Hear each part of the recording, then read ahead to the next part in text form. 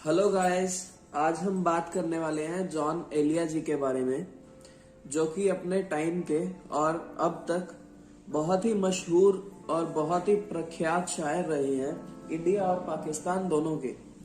As in India में उनका जन्म हुआ था और पाकिस्तान में उनकी डेथ हुई थी। आई थिंक इंडिया अमरोहा में उनका जन्म हुआ, पंजाब में, और पाकिस्तान 2002 में उनकी डेथ हो गई थी। उन्होंने अपनी लाइफ में न जाने कितनी स्टडी करी, बहुत ज्यादा स्टडी करी उन्होंने, लेकिन उनको इस लाइफ का तौर तरीका पसंद नहीं था। जैसे लोग फॉर्मेलिटीज करते हैं और सामने कुछ और पीठ पीछे कुछ और हो जाते हैं, उनको इन सब से बहुत चिढ़ थी।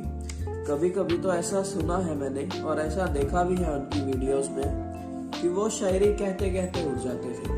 इतने डिप्रेस्ड थे वो लाइफ से अपनी, इतने सैड थे। उन्होंने अपनी शायरी में ही अपनी लाइफ को ढाल दिया है। जैसे कोई बच्चा बात कर रहा होता है ना, उन्होंने वैसे ही अपनी शायरियां लिखी हैं। और ऐसा हुनर, ऐसा जज्बा किसी किसी शायर में बहुत ही कम देखने को मिलता है। और अब तक शायद वो सिर्फ एक ऐसे शायर हैं जो अपनी हर बात को अपनी शायरी में डाल देते थे। उन्होंने एक शायरी में अपनी कहा भी है, कुछ ऐसा कहा है, बिन तुम्हारे कभी ना आई, क्या मेरी ये नींद भी तुम्हारी है। बिन तुम्हारे कभी ना आई, क्या मेरी ये नींद भी तुम्हारी है। जो गुजारी भी ना जा सके अब तक, हमने वो जिंदगी गुजारी है। देख रहे हो गाइस, उन्होंने कितनी क्लियरली, कितना मतलब स्मूथली अपनी लाइफ को बयां कर दिया कि जो गुजारी भी नहीं जा सकती ना, हमने वो जिंदगी गुजार दी है।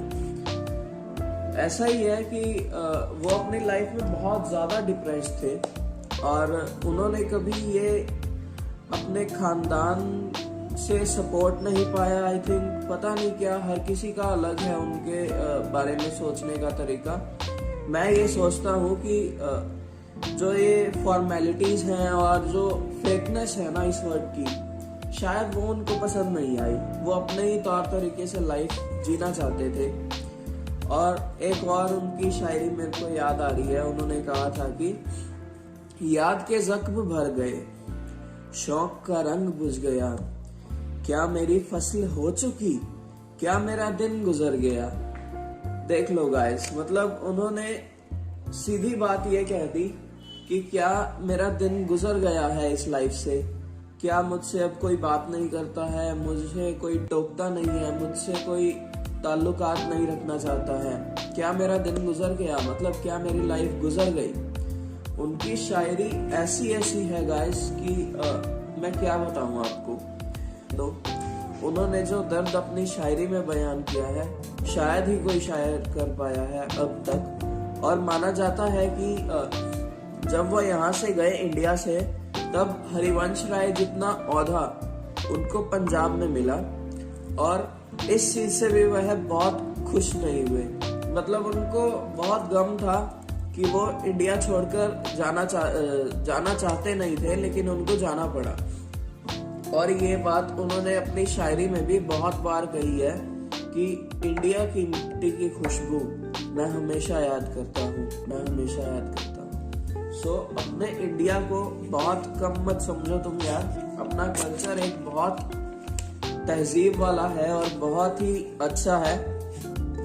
तो एक और शायरी मैं उनकी पढ़ना चाहता हूँ, इजाजत दीजिए। वो कहते हैं कि नया एक रिश्ता पैदा क्यों करें हम, नया एक रिश्ता पैदा क्यों करें हम, बिछड़ना ही है हमने तो झगड़ा क्यों करें हम, बिछड़ना ही है हमने तो झगड़ा क्यों करें हम। खामोशी से अदा हो रस्में दूरी, खामोशी से अदा हो रस्में दूरी, कोई हंगामा अब क्यों करें हम। देख रहे हो गाइस, उनको पीस बहुत ज्यादा पसंद था। पीस के लिए वो मरते थे।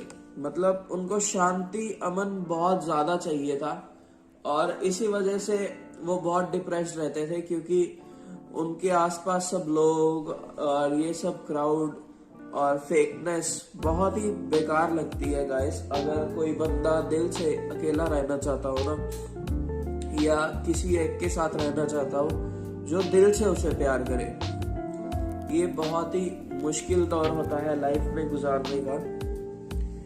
और ये कहते हैं कि मोहब्बत कुर्बानी, वफा मोहब्बत कुर्बानी। अब इन लफ्जों का पीछा क्यों करें हम? मतलब जब जुदा होना ही है तो फिर वफा ये सब वर्ड्स का पीछा क्यों करें हम?